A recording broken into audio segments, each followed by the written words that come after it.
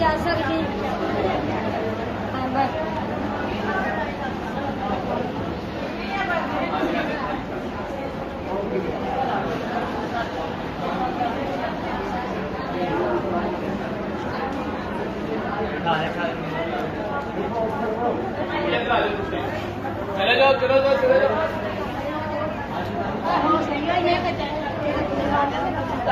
चले जाओ, छुट्टी हो जाएगी, छुट्टी हो जाएगी।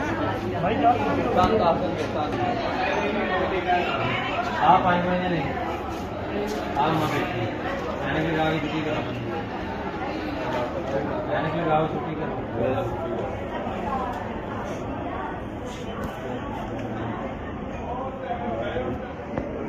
मैंने कहा आगे छुट्टी करो, मेरा खर्चा काट लिया, नहीं जाना।